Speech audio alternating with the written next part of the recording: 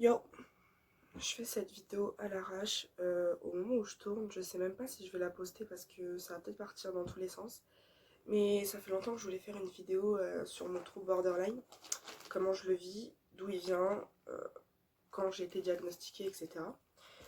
Je tiens d'abord à dire que ce que je vais dire, enfin la manière dont je le vis, ça n'engage que moi. C'est-à-dire que ça sert à rien de me dire ouais, c'est pas comme ça, moi je suis borderline et je le vis pas comme ça. Il y a plusieurs façons de le vivre, il y a plusieurs symptômes, on les a pas tous forcément. Chez certaines personnes, tel symptôme va être plus accentué que chez telle autre personne.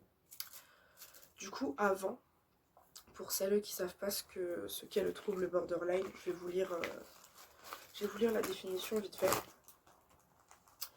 Alors,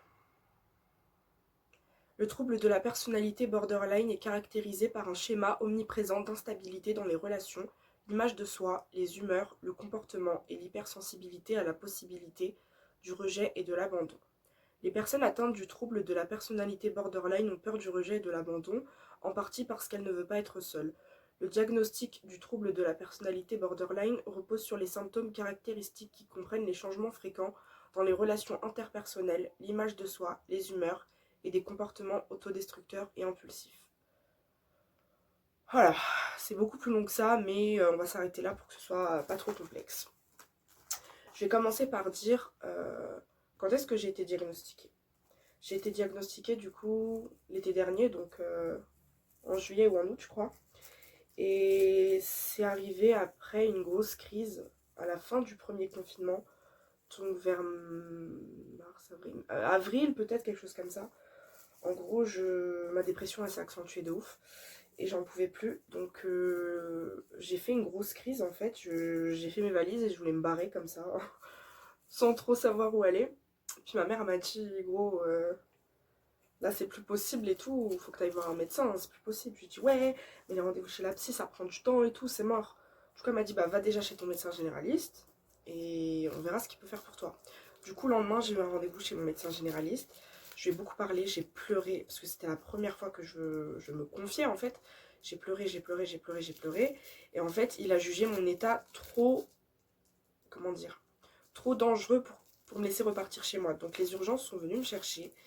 Et j'ai été tout de suite à l'hôpital psychiatrique. J'y suis restée qu'une soirée parce que je voulais pas y rester en fait. Et le truc c'est qu'ils pouvaient me garder contre mon gré s'ils jugeaient que j'allais faire une tentative de suicide. Donc moi j'ai essayé, même si j'avais des pensées suicidaires, en vrai j'avais pas de plan et j'ai essayé de, comment dire, de pas trop montrer que voilà, ça allait pas de ce côté-là. Et ce soir-là,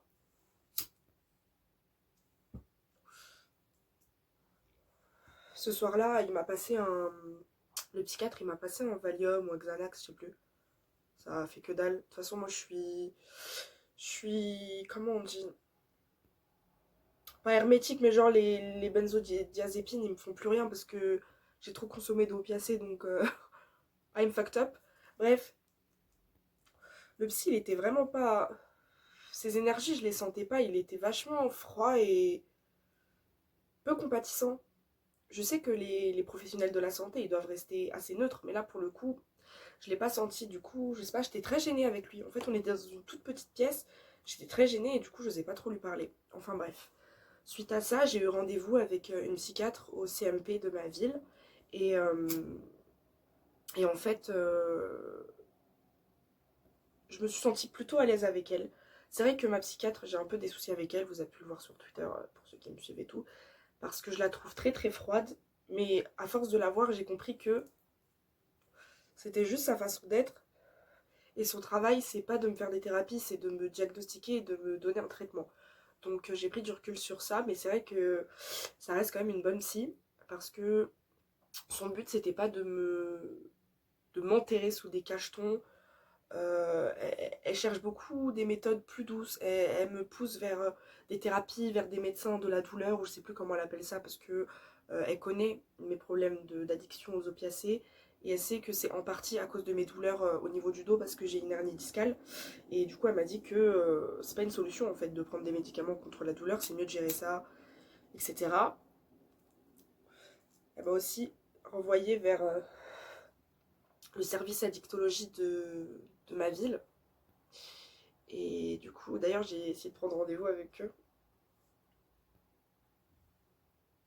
En vrai, j'ai trop peur parce que j'ai trop d'addiction. J'ai trop d'addiction.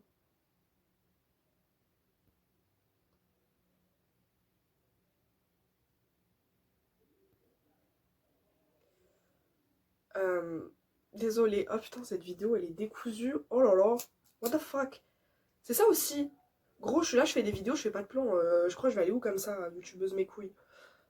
Euh... Du coup, je disais quoi? Bref, on s'en fout. À la base, c'est une vidéo sur mon trouble borderline, donc on va pas s'étaler sur je sais pas quoi, je sais pas quoi. J'ai eu genre peut-être une dizaine de séances et elle m'a diagnostiqué borderline. Là, ça fait bah, du coup depuis cet été que je la vois. Elle hésite encore sur le fait que je sois bipolaire, mais elle sait pas. Mais en tout cas, borderline, ça a été diagnostiqué. Et pour mon traitement, en fait, je suis sous lamotrigine, c'est un régulateur de l'humeur. Je suis à 200 mg actuellement et j'ai aussi un antidépresseur, le Séroplex. Ouais, Séroplex, 10 mg. Et franchement, ça va, il s'est stabilisé. Au début, je le gérais trop mal parce qu'il me donnait trop de nausées, mais abusé, je pouvais plus fumer. Dès que je fumais, je voulais vomir. Et du coup, ça c'est pour le côté mon diagnostic, comment il s'est fait. Ah oui, comment il s'est fait. En fait, j'ai dû parler, tout simplement. Elle me posait beaucoup de questions du genre, comment était ton enfance, comment t'as géré ceci, comment tu fais cela, comment tu vis cela au quotidien. Tu me parles de colère, comment tu gères ta colère.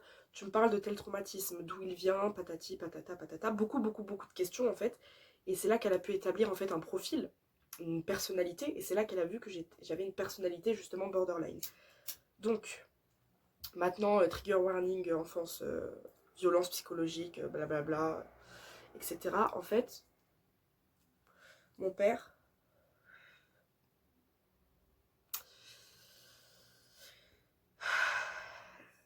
c'est bizarre de le dire en vidéo, mon père c'est un connard. Et en fait, mon père il m'a pas abandonné matériellement, je sais pas comment dire ça. En gros, il a toujours été là, mais il a jamais été là pour moi émotionnellement. Il a pas assumé en fait son rôle de père. Donc j'ai pas eu de repères quand j'étais petite. Et aussi, depuis petite, j'ai subi, et continue à subir, mais beaucoup moins, des violences psychologiques de sa part. C'est un pervers narcissique aussi, donc bon. Du coup, voilà, du côté de mon père.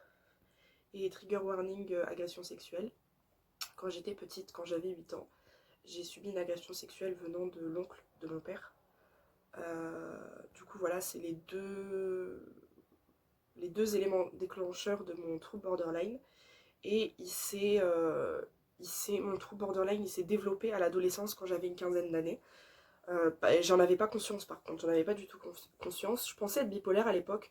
Et d'ailleurs, j'avais parlé avec une psy de mon lycée pour lui dire que je pensais être bipolaire, etc.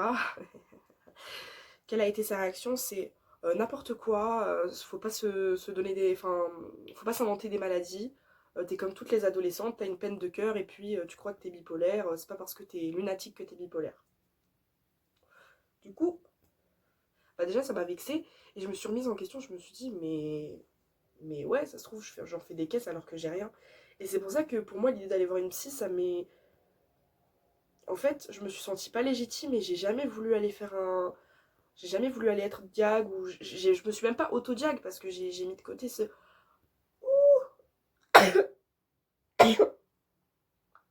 Oui, j'ai éternué avec la gorge, je sais pas éternuer avec le nez. C'est bon. Du coup, je me suis pas auto-diag et tout. Et en fait, je sais qu'il a commencé à l'adolescence parce en en parlant avec ma psy, elle essayait de faire en sorte que je lui raconte bah, mon adolescence en fait. Du coup, voilà. Et maintenant, le dernier point, comment je vis mon trouble borderline. Personnellement, c'est un handicap au quotidien. Mais j'ai du poivre dans le nez ou quoi?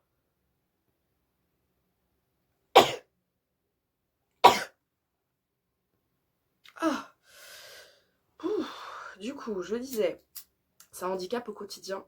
parce que je vis mes émotions à 100%, plus intensément que la norme, et puis en plus je les vis à 100%, et j'ai aucun recul sur le moment quand je vis une émotion. Je suis pas du tout pragmatique, je ne suis que l'émotion en fait, je suis plus Charlie, je suis juste cette émotion, je suis submergée par l'émotion, et bah ouais, je suis incapable de penser rationnellement, surtout quand c'est d'ailleurs des émotions destructrices. En vrai, quand j'ai mes périodes de manie aussi, les émotions positives, ça me fait aller loin, hein. Je suis un bébé, hein, j'ai plus la notion du danger ou je sais pas quoi, genre... justement, par exemple, avec mes addictions à l'argent, quand je vais être en down, je vais baiser mon argent parce que je vais mal, il faut que j'aille mieux. Mais aussi quand je suis en manie, je peux dépenser mon argent parce que je me dis, mais vas-y, fuck la vie, je suis trop forte, je vais faire 10 000 commandes, je vais avoir les thunes et tout. Alors que pas du tout. Et, et du coup, ouais, mes émotions, c'est très compliqué à gérer au quotidien. Mon intensité aussi, ça fait que j'ai des soucis dans mes relations sociales parce que je sens toujours un décalage entre moi et les gens neurotypiques. Ces gens-là peuvent pas comprendre en fait mes émotions, peuvent pas comprendre la manière dont je communique socialement parce que ils savent pas ce que c'est en fait de ressentir et de voir la vie comme ça. Donc déjà il y a ça. Autre chose qui m'atteint beaucoup, beaucoup, beaucoup, c'est bah, les addictions. Les addictions, ça fait partie d'un des symptômes du trouble borderline. Et pour le coup, faut en avoir plus d'une, je crois, ou plus de deux, je sais plus. En tout cas, faut en avoir plusieurs, et moi, je crois que je les ai toutes. J'ai une addiction à la dépense, j'ai une addiction aux drogues, j'ai une addiction à la destruction, l'autodestruction, la mutilation, les violences psychologiques que je m'inflige à moi-même. J'ai une addiction, enfin j'avais des TCA, je les ai combattus, mais j'avais des TCA. J'ai des addictions aussi au... Comment dire? Enfin ça c'est un autre point, mais la sexualité dangereuse, si on peut appeler ça comme ça. En gros, je me suis souvent mise dans des situations compliquées par impulsion, par tentative de retrouver une image de moi-même ou par tentative de m'auto-détruire justement. Par une maladie, une pathologie, je sais pas comment on appelle ça, qui s'appelle l'hypersexualité. Je suis en train d'en guérir ça. Bref. Du coup, il y a ça. Et puis, il y a quoi d'autre comme symptôme qui m'atteint beaucoup? Il y a... cette vidéo, elle est pas joyeuse. Je suis assez neutre aujourd'hui. En même temps, il n'y a pas trop de quoi rire. Tant pis. Il y a le dédoublement de la personnalité aussi. Ça m'atteint beaucoup. En fait, quand je subis trop de stress ou une grosse crise, je peux faire un dédoublement de la personnalité. C'est une manière de me protéger, en fait, un mécanisme de défense. Et je vais soit ne plus rien ressentir du tout, soit être quelqu'un d'autre. D'où le fait que je sois neurogenre d'ailleurs. Et c'est pas comme un TDI, j'ai pas un TDI. C'est-à-dire que j'ai conscience d'être Charlie quand même quand je dédouble, quand je dissocie, je fais de la dépersonnalisation, de la dissociation, etc. J'en fais beaucoup d'ailleurs en ce moment parce que c'est une période compliquée de ma vie. Et puis, ouais, quand je fais un dédoublement de la personnalité, c'est pas, j'ai pas un alter en fait, j'ai pas vraiment d'alter qui fronte ou je sais pas, je vais pas parler à la place des personnes atteintes du TDI, mais en gros voilà, c'est pas, j'ai pas du tout un TDI. Euh, un, un symptôme aussi qui m'atteint beaucoup, c'est l'image de moi-même. Je peux passer de la mégalomanie à la détestation de ma personne. Putain, mes cheveux ils rebiquent derrière, c'est trop moche. Putain de mulet de merde, c'est chiant à coiffer d'avoir ça. J'aurais jamais dû faire cette coupe. Non, je rigole, elle est trop belle. Oh, j'ai faim, mais j'ai pas mangé en vidéo, c'est nul. Je sais plus ce que je disais. Le fait de vagabonder comme ça, là, c'est dû au stress post-traumatique. C'est aussi un symptôme de mon trouble borderline. D'ailleurs, bah, ça aussi, j'en souffre beaucoup. Le stress post-traumatique, ça me cause beaucoup de soucis, mais surtout celui de la mémoire. J'ai beaucoup de soucis avec la mémoire, surtout la mémoire immédiate. Je passe souvent du coq à l'âne et puis je perds le fil de ma pensée. Du coup, je bug un peu sur ce que je dis et tout. Cette vidéo, c'est pour ça qu'elle est très décousue d'ailleurs. Déjà, j'ai pas de plan. T'as pas de mémoire, fais un plan au moins, cousine. Bref. Ah oui, autre symptôme aussi qui m'atteint plus beaucoup maintenant, mais qui m'atteignait énormément avant, surtout pendant mon adolescence, et j'en avais pas conscience. En fait, je me suis déconstruite, j'ai compris. En fait, j'arrive à appréhender mes crises et mon comportement, à comprendre que ça vient de mon trouble borderline, donc j'arrive à le contrôler un peu mieux quand je suis pas en période de crise. Quand je crise, je me rends pas compte de ce que je fais, donc c'est différent, mais quelque chose qui m'atteignait beaucoup, mais qui m'atteint moins, c'est la destruction et l'autodestruction. Et l'autodestruction, ça passait souvent par la destruction, notamment je fais référence à mes relations sociales. Par exemple, quand j'avais quelqu'un dans ma vie, amoureusement parlant, quand j'avais peur d'être rejetée ou d'être abandonnée, je provoquais des situations de crise pour que ce soit moi qui provoque la rupture, entre guillemets, pour avoir un contrôle dessus. Ou j'avais besoin de pousser l'autre à me faire du mal pour m'autodétruire. J'avais ce genre de comportement super toxique. Ça m'arrive encore un peu d'en avoir. Bon, pas en ce moment parce que justement j'ai coupé tout lien social. Mais voilà. Et puis l'autodestruction, bah, la mutilation, etc. Je peux vous faire un dessin. Et du coup, bah, ça me fait venir au dernier point, je crois. C'est la peur de l'abandon et du rejet. Ça, j'en souffre tellement. C'est... En vrai, je dis que... Je crois que finalement, le fait d'avoir des émotions intenses et la peur de l'abandon, c'est finalement ça, au final, qui me fait le plus souffrir. Parce que ma peur de l'abandon, elle est terrible.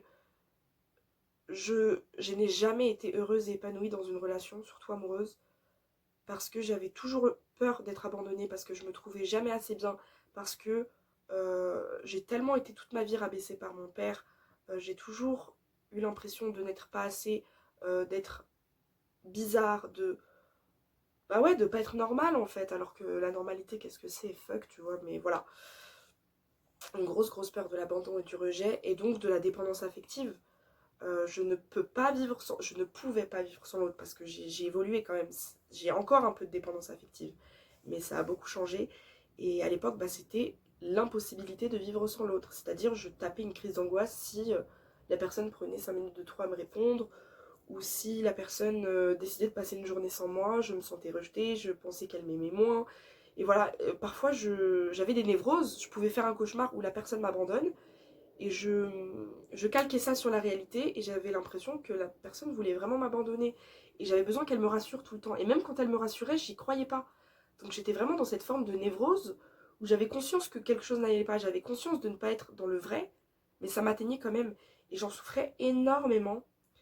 Et je crois que j'ai fait le tour sur la manière dont m'atteint mon trouble borderline. Ah, la colère. Comment ai-je pu oublier ce point-là? Déjà, de base, moi, je suis quelqu'un de nerveux. Euh, j'ai un sacré caractère, déjà. Et en plus, la difficulté à gérer la colère quand on est borderline, elle est... Voilà, quoi. Du coup, ouais, quand je tape des crises de colère, en fait, je fais un espèce de dédoublement de la personnalité aussi, où je ne suis plus que colère, je peux être très mesquine, je peux être très méchante, dire des trucs vraiment horribles, et sur le moment, je ne ressens aucune empathie, aucune compassion, alors que ce qui me définit beaucoup, enfin, mes proches le savent, je suis quelqu'un de très empathique, de très douce, de très philanthrope, etc. Mais quand je suis très en colère contre quelqu'un, pas pour une piètre raison, hein, pour quelqu'un qui m'a vraiment fait du mal, je deviens un monstre. Vraiment, pour le coup, j'en ai conscience. C'est terrible. C'est pour ça que maintenant, j'essaie d'anticiper ma colère, et quand je vois que je vais partir dans une crise de colère, j'essaie de m'isoler, de redescendre, de regarder ma colère, de l'accepter, sans jugement, et de la laisser passer euh, avec sagesse. C'est ce que j'essaie de faire. Je suis pas parfaite, donc c'est... Parfois j'échoue, mais voilà. Et puis...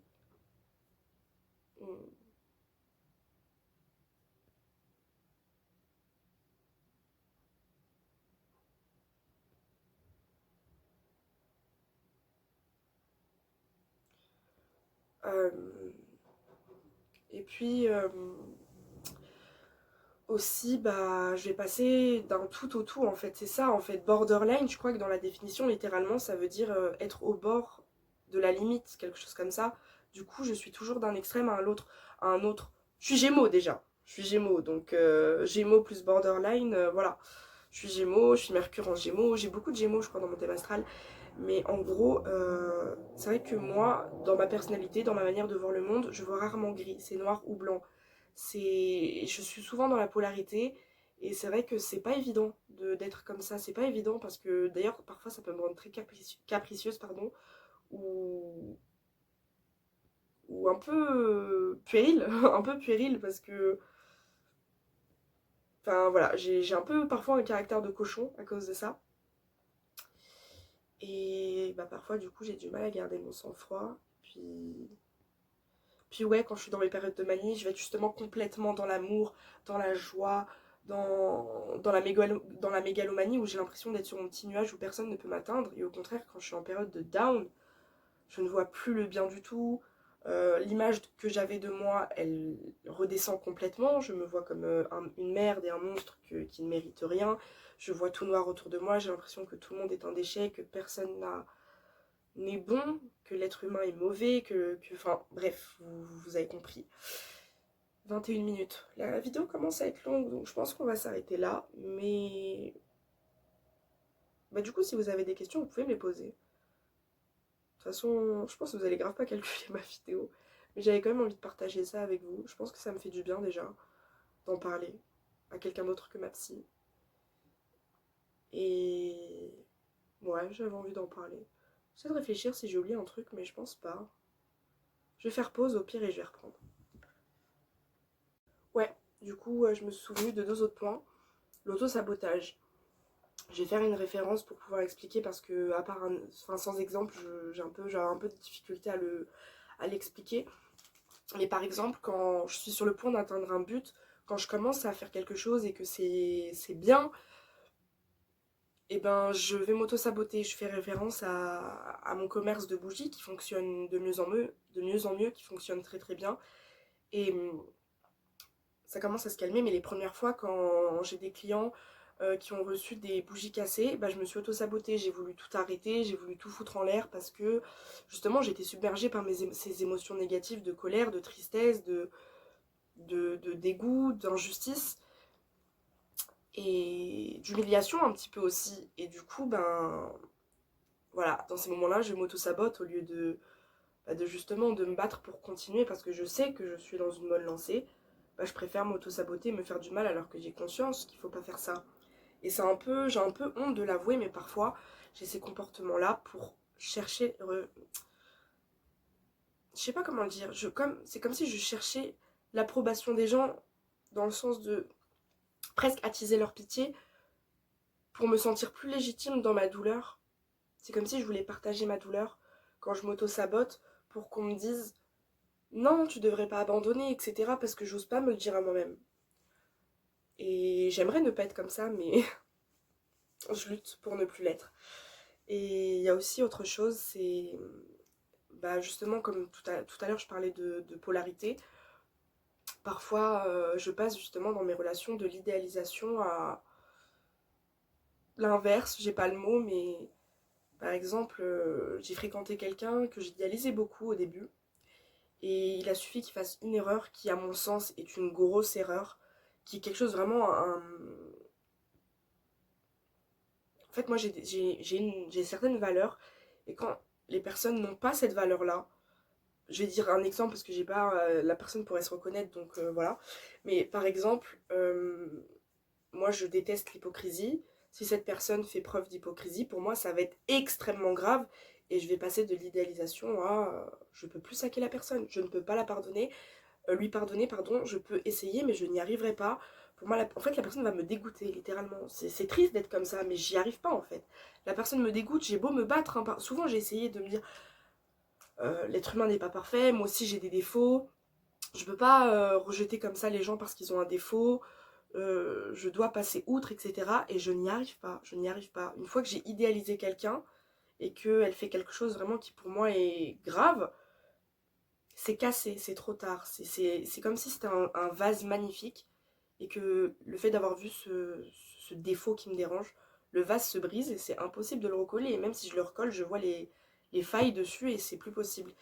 Et Et oui, je tiens à préciser aussi que quand je dis défaut, c'est vraiment, comme je le disais, quelque chose de grave à mes yeux, parce que moi j'adore les défauts. J'aime beaucoup en fait quand je suis amoureuse, les défauts chez les gens, ça me... Ce qui me plaît le plus quand je tombe amoureuse, c'est les défauts des gens justement. J'aime les gens dans leur entièreté, mais quand c'est un défaut justement qui apparaît après, que j'avais pas vu au début, et qui a un défaut grave, encore une fois, bah là ça passe pas. Enfin voilà, je crois que j'ai tout dit. Du coup, je vais vous laisser. Comme d'hab, il n'y a pas d'intro, il n'y a pas d'outro. Juste bisous les